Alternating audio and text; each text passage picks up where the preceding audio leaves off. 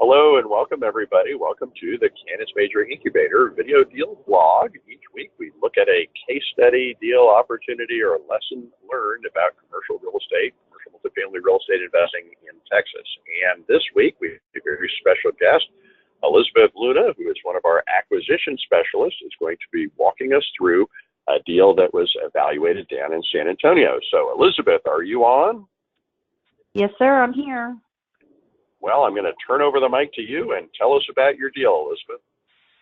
Awesome. Thank you, everybody, for tuning in to this presentation. This is an opportunity in San Antonio, Texas, and we are looking at the Brianwood luxury apartment homes. But before we go into that, a little bit about my background. I have 20 years of corporate marketing and public relations experience. But while I had my day job, I was also simultaneously building my real estate portfolio part-time on the weekends. And I did so with residential buy and holds and some commercial shopping centers, doing some flips, here and there throughout the last 20 years. I did go full-time, however, in 2014 with Phil and Shanoa. And in March of this year, I joined the Canis Major commercial multifamily group because I wanted to expand and learn more about commercial. I am a San Antonio native, and I'm happily married to my best friend and real estate supporter, Renee. And we have two mini real estate investors, Bastion and Victoria, our 5-year-old and our 3-year-old, and they bought their first rental home when they were 1 and 3 years old, thanks to the knowledge and experience and information I got from Phil and Shanoa. So we're really grateful for that. But about the property, the Brianwood Apartments was brought to our attention through a broker, and it was part of a package deal. But the Brianwood, I looked at this one first, and this is located on the northwest side of town. And I'm very familiar with this section of the city because I've lived here since 2004. It's one of the fastest growing quadrants of the city. Most of your residents are middle to upper middle class, and it's also the largest and fastest growing school district, which is the Northside Independent School District. And this community, this sector of the city has had so much explosive growth that the school districts have had to build three new high schools, additional elementary and middle schools to accommodate the growth. They've also had to build an auditorium and an additional football facility to accommodate all of the students and the population growth. This side of town is surrounded by thriving restaurants, both national and mom and pop restaurants, movie theaters, entertainment facilities, fitness facilities. The University of Texas at San Antonio is on this side of town. Northwest Vista College is on this side of town. You have SeaWorld and Fiesta, Texas also in this side of town. The city and the county and state authorities have been investing millions of dollars into expanding the highway systems and the streets and crosswalks in this area because of the explosive growth in the population and the traffic. This area of San Antonio is also close to USAA, which is the largest employer here in San Antonio. And it's also close to the South Texas Medical Center, which is the biosciences and medical center hub for South Texas. So you can imagine there's a lot of population in this side of town. Now about this apartment complex. Here's an actual photo of one of the apartments that the property has. And I watched this property being built 10 years ago, so I'm very familiar with it. The staff here at the complex is extremely friendly and very engaging with their residents. And even as I walked in just to get to know the property, they were very friendly with me. Their website is robust, it's informative, it's interactive, it's so easy to apply online, get approved, pay your rent, pay your late fees. Everything's done through the website. They have 276 units. They have well thought out floor plans. And when I walked the property, there was 0 deferred maintenance and absolutely no repairs that needed to be done.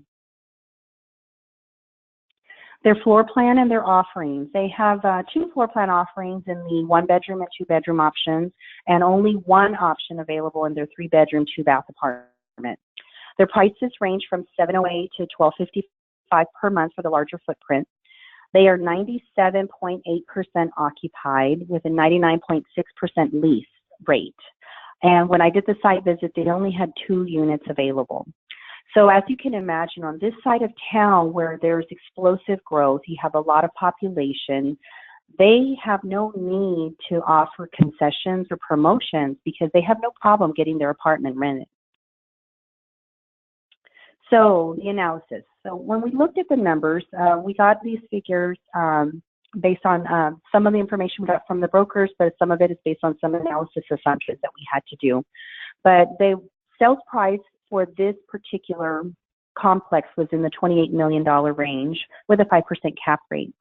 Their expense ratio is about 53%. The gross revenue is just shy of $3 million. Their total operating expenses at $1.6 million, and their net operating $1.4 million. To make this deal work, we needed to be at $24 million or a 5.8% cap rate. So was this a deal or no deal? No, it was not a deal. They wanted full asking price for this property. There were no value add opportunities for this apartment complex because it is located right off of Highway 1604, which is a major highway system. So they can't build in front of the complex. They also have an established elementary school behind them, so there's no opportunity to expand behind them. The property is not in distress. They already have the high occupancy rates.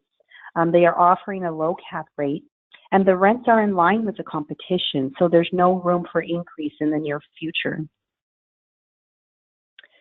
And that's the opportunity that we looked at for Brianwood. Phil, if you have any other questions.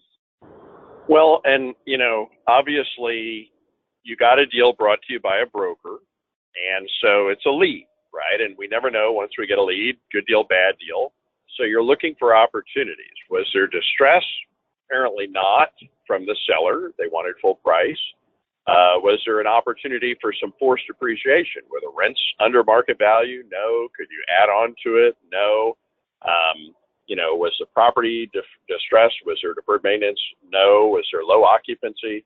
You know, no. So every single thing you looked at to basically create value here, they had already taken care of. So clearly, at the end of the day, this was a full retail deal without even the forced appreciation opportunities. And the fact that the cap rate was all the way down to 5%, yeah, that's another sign.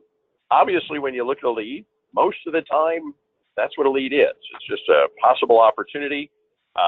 Most leads don't turn into anything, but some of them do, right? If you look at 20 of these deals, well, maybe one of them is a deal, and that one that is a deal is the one that makes you several $1 million. So what were the other lessons learned on this deal? Some of the other lessons learned, Phil, is that I faced my fear of interacting with apartment management, and I was kind of intimidated about the concept because it seemed overwhelming. But once I got in there and had that face-to-face contact with management, it wasn't so scary after all. I mean, I found that they're very approachable people. They're very likable, and often they want to brag on the apartment complex that they're managing because they're very proud of where they work. And so they're willing to share information if you just ask.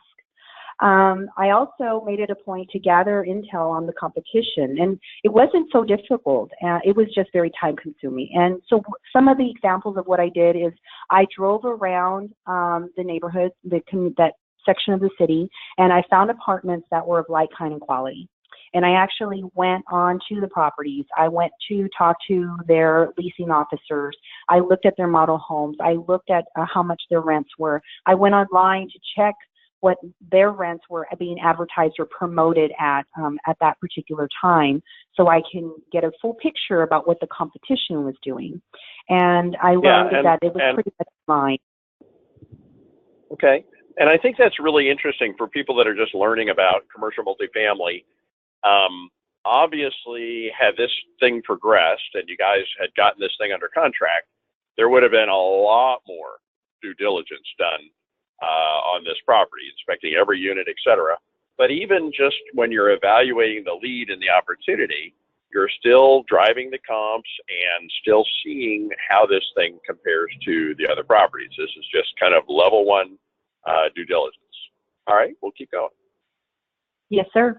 And I also make a point to educate myself on the market trends in the area development. Now, fortunately, I had the good fortune of living in that side of town, so I knew about the explosive growth going on. But I also get in tune with city council and what's going on in the neighborhoods where I live or invest in. And most of my rental portfolio is on that side of town because there are such high demands for rentals and homeowners in that section of the city. But I also serve on chambers, chamber boards. I get involved with city council. I read the San Antonio Business Journal. So I'm staying abreast of what's going on. What are the trends occurring in the areas that I'm targeting?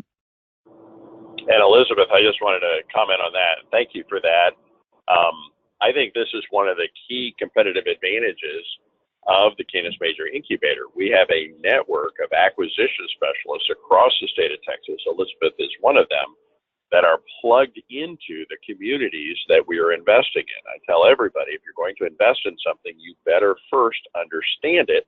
And if you're ever going to invest in a place where you don't live yourself, you better have some trusted boots on the ground in that location. Elizabeth is one of the many different trusted boots on the ground that we have across the state that actually understands the neighborhoods and the types of investments that the Canis Major Incubator is involved in.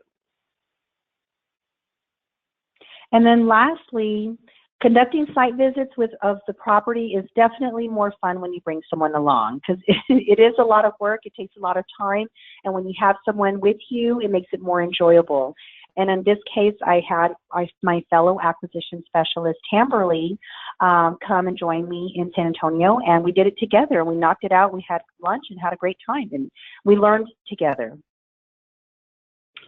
Well, thank you so much for that. And really, this particular deal was not a deal, but that's kind of how we see these things. You get a lot of leads, and some of them turn into deals.